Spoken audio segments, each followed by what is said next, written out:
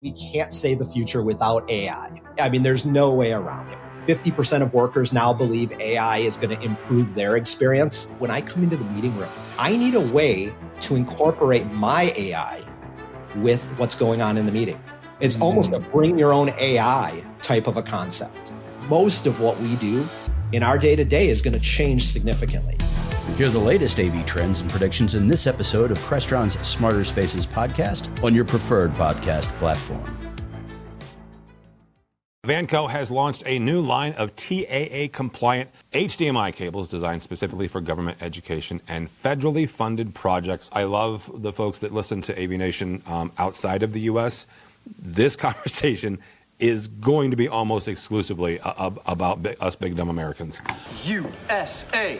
USA! USA! USA! Okay. You know, what does that even prove? Okay, you chant anything, people will join in. Canada! Canada! Canada! Okay, they won't chant anything. Mergers and acquisitions, TAA and BAA compliance, and the increasing availability of UC room kits. All that and more next on AV Week. This is AV Week, episode 720, recorded Friday, June 6th, 2025. One size fits most. This is AV Week, your weekly wrap-up of the biggest news and information shaping the AV and IT integration space. My name is Tim Albright. I am your host. Here are the headlines you need to know this week. Netgear is making a move into the secure networking space with its acquisition of Exium, E-X-I-U-M. So you pronounce it however you want to. Company obviously has a say-so in that. It's a cybersecurity firm known for its SaaS platform, that's Secure Access Service Edge. The goal? To combine Netgear's hardware reach with Exium's secure cloud-native network to better serve enterprise and SMB customers. This marks a major step in the convergence of AV, IT, and security. If you were deploying AV over IP, secure networking just got quite frankly, a little bit more secure if you're leveraging Netgear. Spinitex is now QSIS certified with a new plugin that brings programmatic, data-driven digital signage directly into the QSIS ecosystem. Now, this is built for use with their Elementi software. The integration enables dynamic content updates driven by external data sources. Now, you're looking at weather, occupancy, all sorts of external data sources. For integrators already using QSIS for control and audio, this plugin offers a new level of signage automation and centralization. For IT and AV managers, it means you have a lot more data sets, quite frankly, to leverage in your system. Matrox Video has announced that its Origin Media over IP platform has completed Amazon Web Services Foundational Technical Review. Say that 5 times fast. That means the platform now meets AWS's best practices for security, reliability, and operational excellence. This is a nod to Matrox's cloud ambitions and a sign that we will most likely be seeing more IP workflows hosted natively in the cloud, a trend that continues to accelerate. Peerless AV is going global with its Seamless Connect Universal DV LED mounting system. Now, this is already available in the States. However, this next-gen solution is designed to accommodate virtually any display size or configuration, including curved and 90-degree corner angles. The fact that it's allowed or available globally now is a huge step. They did show it at ISC, and most likely they're going to show it this coming week at Infocom. This new system could make installation faster, cleaner, and more flexible than ever before. Our final story before we do our final story, a note that AVNation is indeed owned by CTI. Well, CTI has purchased its first international expansion with the acquisition of Candeo Vision in the UK. CTI CEO John Laughlin said the move helps better support global clients while bringing the company's managed services approach to new markets. That wraps up your top stories for this week. We'll be back with our roundtable discussion where we will tackle TAA and BAA certification and the rise of UC room kits. This is AV Week. Hey, listeners, it's your AV sneakerhead, Jennifer Weaver. Listen to AV Career Masterminds, where I chat all things job-related in the audio-visual industry. You can find AV Career Masterminds where you subscribe to podcasts. All right, welcome back. Now we bring in our fantastic roundtable with us to discuss the news and information we have gathered this week. First and foremost, you know her, you love her, you just don't know where she is. Dawn Mead, AV. Dawn, how are you, ma'am? Very good, thanks. Thanks for having me. So we have a typical, we have the same, we have a group of folks, I call them my gang of six. Kelly Teal is usually on that, but we had somebody drop out this week, so now I'm bringing two gang of six together. This is very unusual for me. So Kelly Teal, welcome, ma'am. Thank you as always for having me. And last but not least, a guy that I'm stealing from Matt Scott from AVWeek, Jeremy Glowacki, formerly of Everything Residential, but now is with Projector Central. Welcome, sir. Hey, thanks for having me. Hopefully I can hold up my end of the bargain here. You said, do you trust me? And I said, actually, I do. And that's why I'm here, because I can't talk everything commercial, but I'll try. There's a joke there about that was your first mistake, is that you said, yes, I trust you. Yeah. He's going to do fantastic. All right, first and foremost, first story comes to us from our friends over at Rave Pubs, writing about AV room kits. And what I mean by this is UC platforms that are bundling together, right?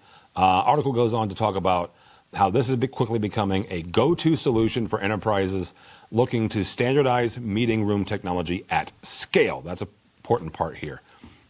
These kits bundle cameras, microphones, speakers, a lot of times, sometimes displays even. They come pre-certified for Teams or Zoom or whichever platform you're using. Teams and Zoom, let's be frank, is the two big ones. You've also got WebEx in there and you've got Google Meet. All of this is a single package that is promising simplicity and speed of deployment. With that convenience comes questions about flexibility, compatibility with the existing infrastructure, and quite frankly, potential lock-in with a specific vendor. Kelly, I want to start with you on this. When you take a look at, let's say, standardizing a room, and you're deploying, for one of your clients that has 100 conference rooms or 100 classrooms, as these kits become more prevalent, how can your customers, how can the end users, the IT managers, how can they ensure that these standardized solutions are meeting all of their individual needs in these individual rooms? I've actually thought a lot about this recently too, because I think these room kits represent, like what you had said previously, a paradigm shift from old AV models where you can have this custom, complex, hardware heavy to a standardized, IT friendly, software driven approach, which is what a lot of people are expecting now. I think there's a lot of long-term effects, and it also depends, like we're going to have to separate that and say, okay, what are the long-term impacts of, for the IT and AV users versus for designers versus for integrators versus for end users. The bundles do solve that complexity problem that we were seeing a lot of. They simplify this multi-part problem where you have camera, mic, display, control, software into one SKU solution. And a lot of the key points are cross-functional alignment, right? So room kits only work because AV/IT architecture and or software vendors co-design this unified solution, right? So when we go from a shift from product to experience, the best room kits are experience driven. So I get the request, I want to walk into the room and it just works. I want to look at it and it turns on, and other sectors can emulate this by bundling around user goals rather than just features. And I think with IT AV users towards turnkey cloud managed simplicity is a lot of what we look at. For designers, we look for repeatable platform aware design. And then for integrators, they look for a lot of hardware installs to software and services. And I don't know if, I don't think room kits are killing the AV industry, but I think there is that big shift from custom AV to standardized IT. And we can still customize it a bit, but there are a lot more restrictions, and we do have to tell our clients that, with room kits, you are getting essentially a pre-engineered hardware and software bundle. You're getting a unified control interface. You have to use this control panel with it. Here's the long-term impact. You do have the simpler deployment. You do have faster design cycles, but you've got less flexibility and customization. And for a smaller room, huddle spaces, small conference rooms, meeting spaces, breakout rooms, that all works. But we do have to remind them there's a decreased demand for advanced AV engineering in this scenario. It's great, but at the same time, designers will adapt to designing around these kits, but we're not building systems from scratch anymore. And that's something we do have to,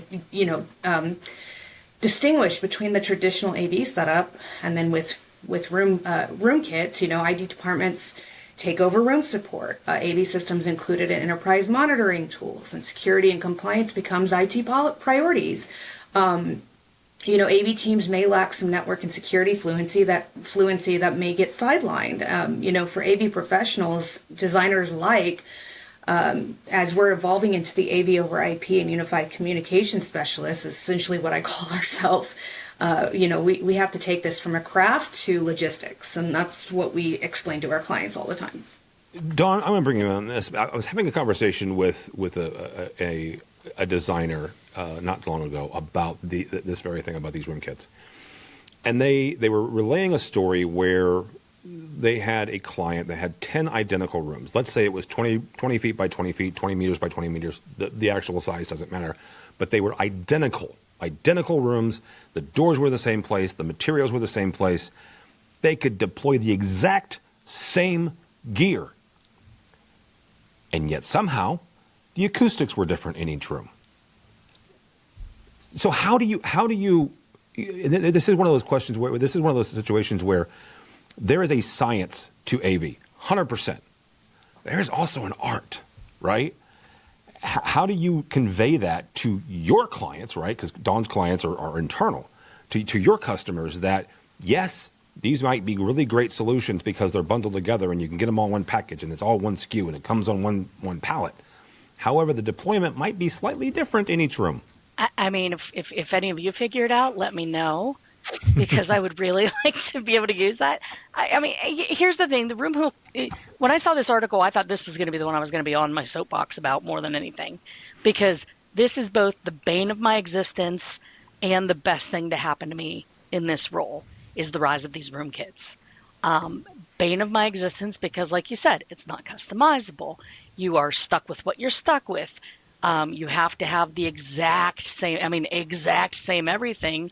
And if for one air handler is half a block off from the rest of the system, it's going to sound horrible or it's not going to work right. Or if this conference room is a foot closer to that skiff or that other area that's going to have interference, it's not going to work.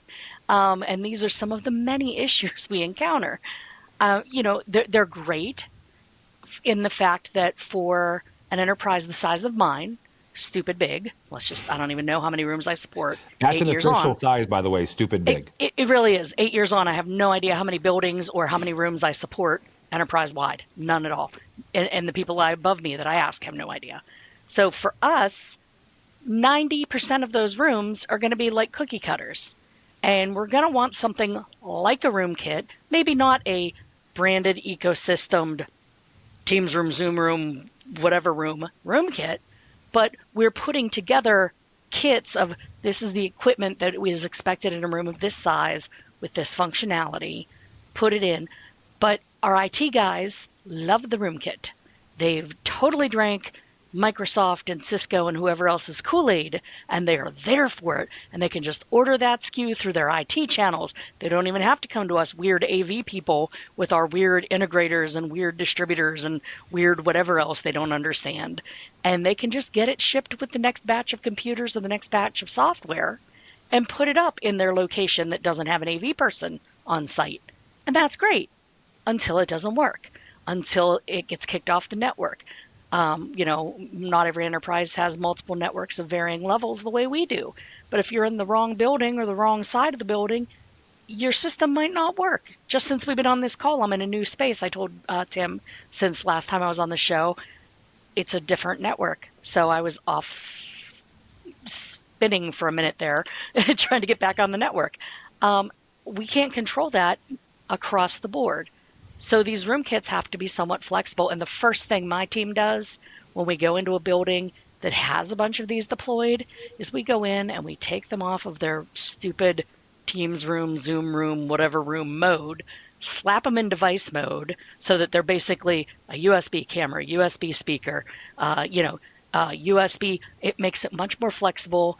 If the existing piece of hardware that didn't come with it doesn't work, we go grab a little hub type, whether it's a computer dock or one of our many manufacturers. I could name several that make little docks that auto switch between a laptop and an in-room PC and works with all their USB devices. And we can still do the room kit model, but have that flexibility.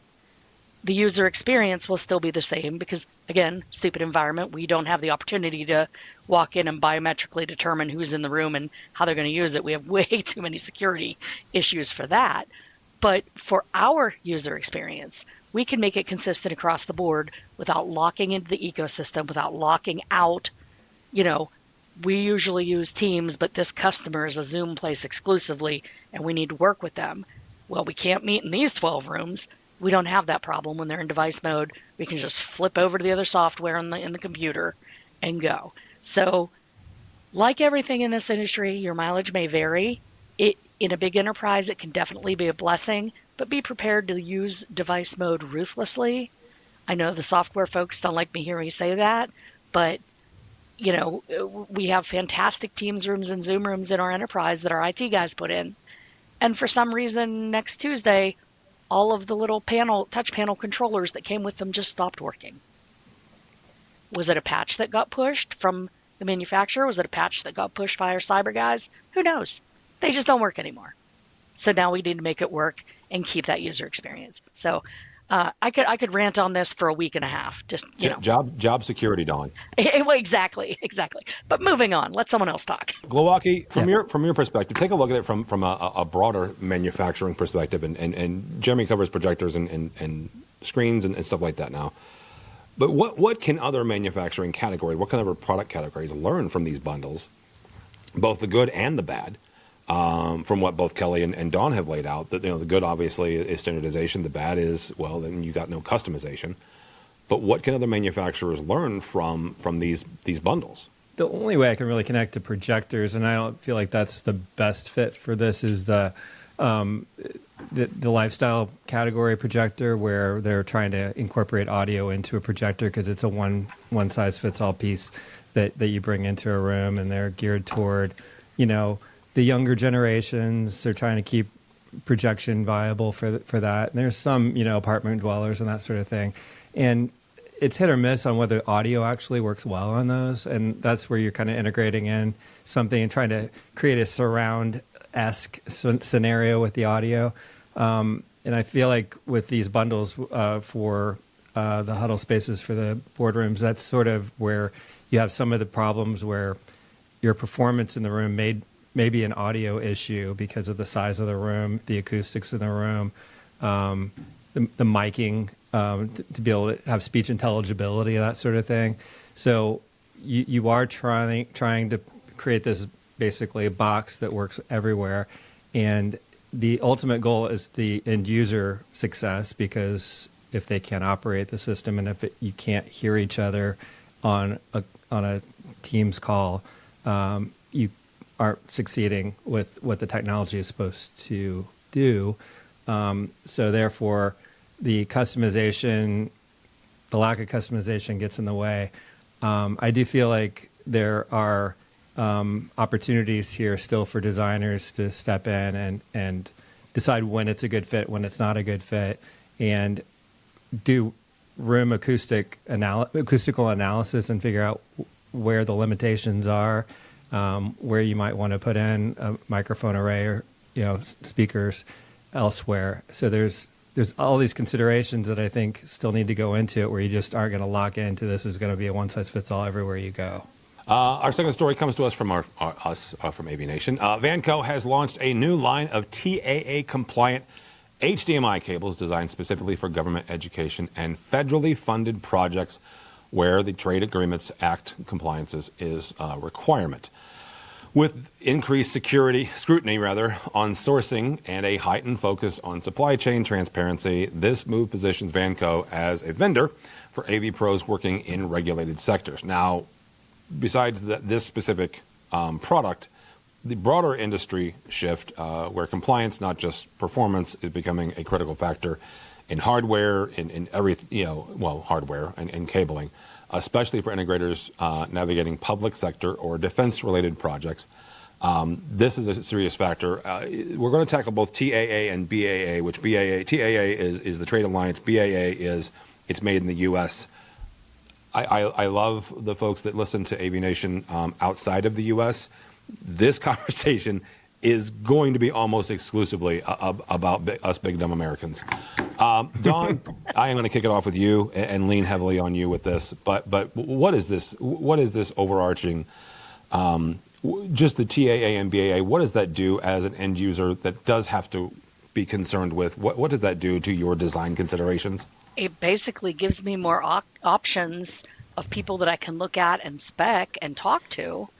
Because at the end of the day, I have to tick boxes from people higher up the food chain than I, whether they're in my company, whether they're in my company's customers, who may or may not be federal agencies and or branches, and beyond that even.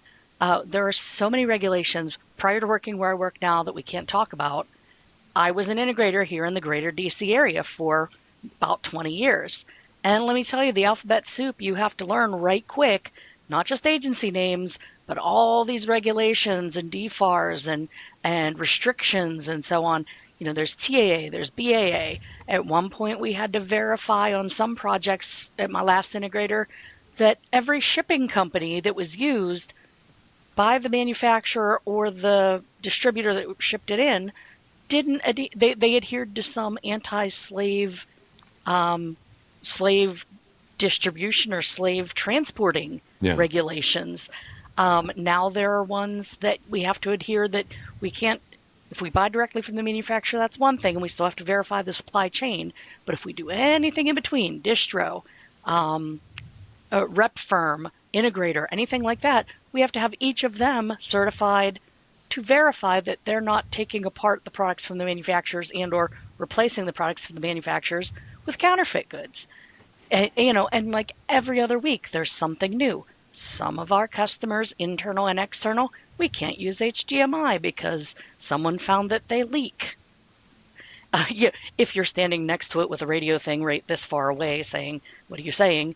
But even if there's a hint of leak possible, not even probable, but possible, you can't deal with them.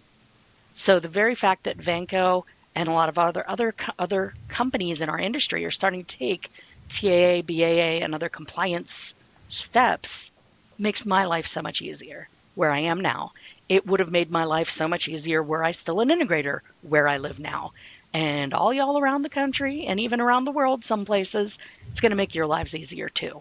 Because you don't have to do all kinds of legwork or justifications. You can just say, yep, see, it says it right there, checkbox.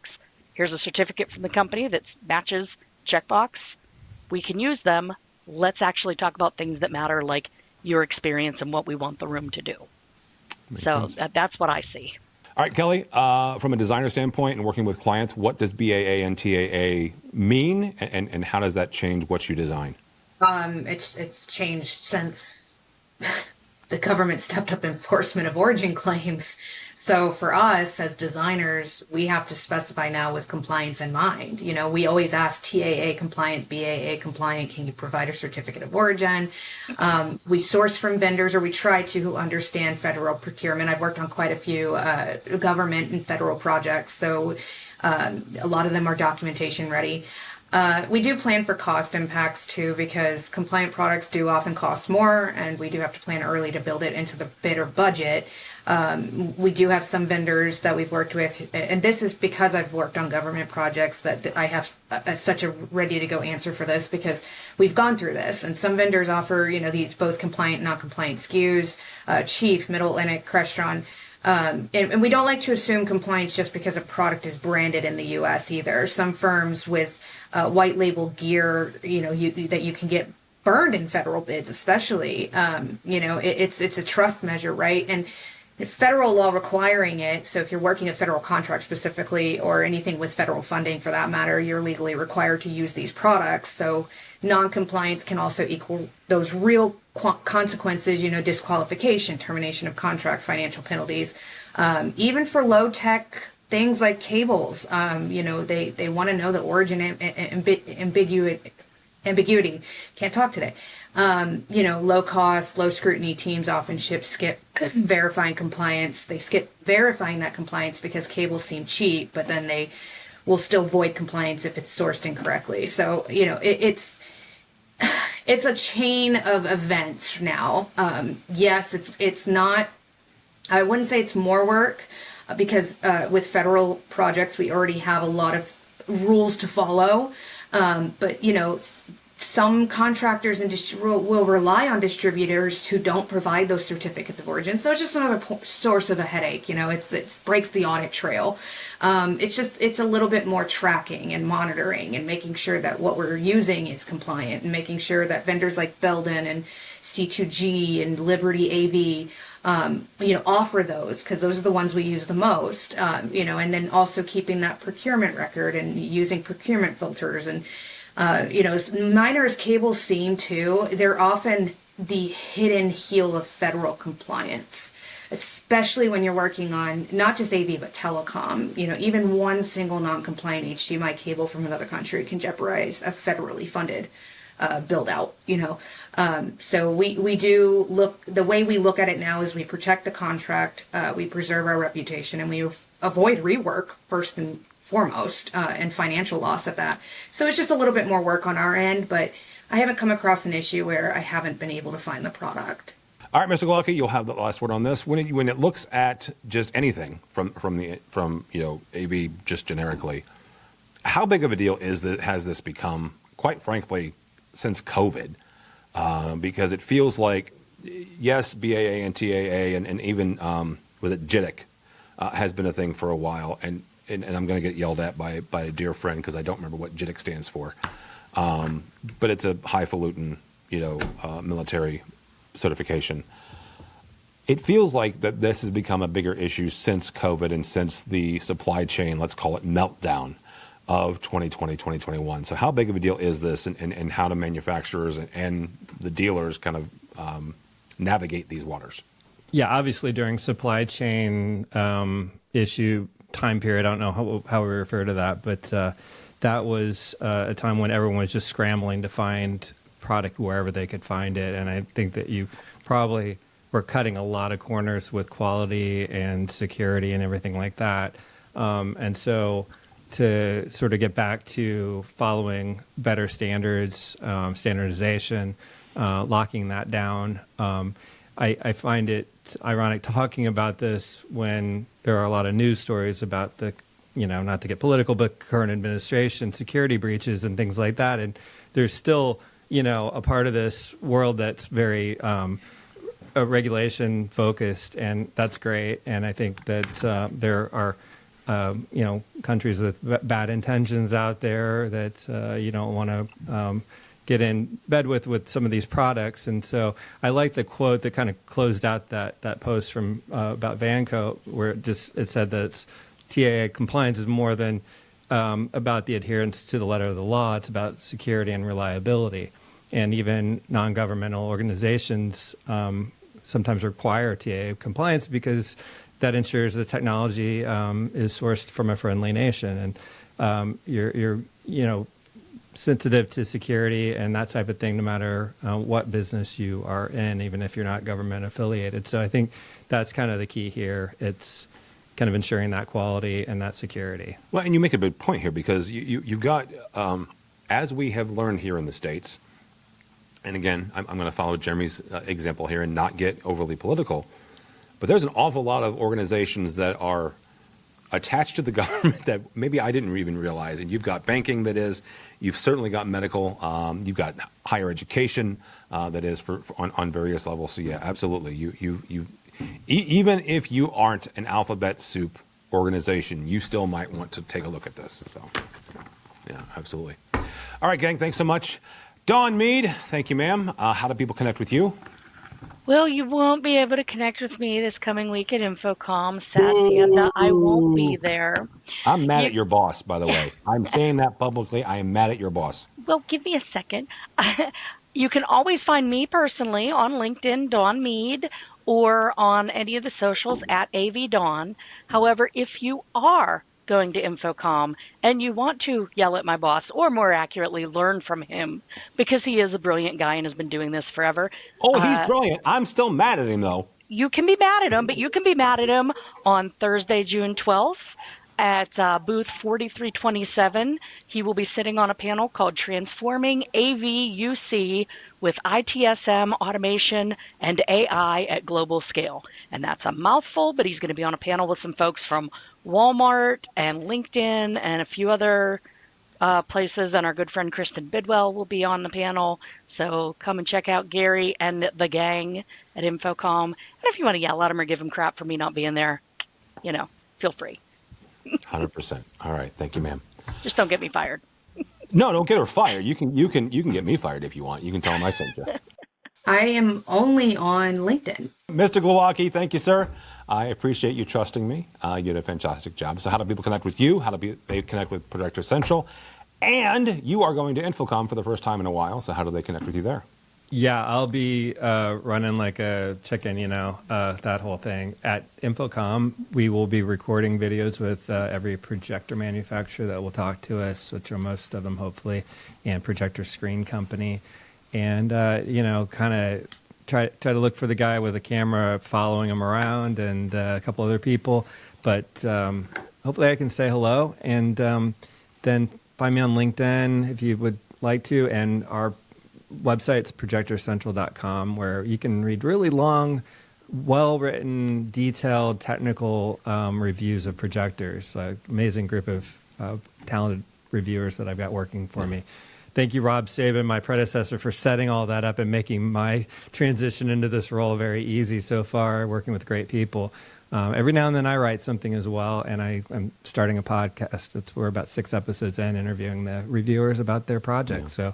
So hope to have you check it out. And Jeremy, for what it's worth, I know you're new, but I've been using Projector Central for my whole career. 20 years of great info from those guys. So go check out Gary's group. Yeah, Jeremy's group, sorry. Thinking about my boss again. Thank you. Gary's your boss. it. Jeremy is the projector guy. Either way, they both know what they're doing. They do. Thank you both so much. For me, for Tim Albright, don't follow me anywhere. Unless you want to read things that I write that have nothing to do with AV. You can connect with me on LinkedIn if you'd like. But go by the website, AVNation.tv. That's AVNation.tv. We're also heading to Orlando. By the time you listen to it, I'll be there. Probably very hot and very humid. So if you can check out the website and check out our coverage, avnation.tv/IC25. IC25. If you are going and you've got nothing going on between 4 and 6 on Wednesday, that is the date and the time of our networking event called AVNation Access. Come by. I call it a walkthrough party. Come through, grab a drink. I don't care if you drink or not. There's some sort of beverage that will fit your need. I will be having a sparkling water. So whatever you'd like, grab some food on your way out the door and on to your next party. So you can check that out and register for that as well at avnation.tv/IC25. Mitchell has been very, very busy, quite frankly, for the past month. And he still has time to crank out new episodes, including a brand new State of Control that looks at Crestron Masters 2025. So you can check that out as well. If you are watching this on YouTube and you're tired of seeing me and my big dumb face, you can go listen to us on just the audio podcast. And if you're listening to the podcast and you want to see what these fine people look like, you can go watch us on YouTube. So go the opposite direction. You can check us out there, but go by the website, avnation.tv. That's avnation.tv. Thanks so much for listening. Thank you so much for watching. That is all the time we have for AV Week. The network for the AV industry. What are you listening to? This is AV. This is AVNation. This is AVNation. Hi, this is Jennifer Goodyear and Erica Carroll from the Women in AV podcast, where we are encouraged by the incredible stories of women in AV. Listen in on fun, empowering conversations as we chat with inspiring women, breaking barriers and creating their own path in the industry. Check out Women in AV on avnation.tv or wherever you get your podcasts.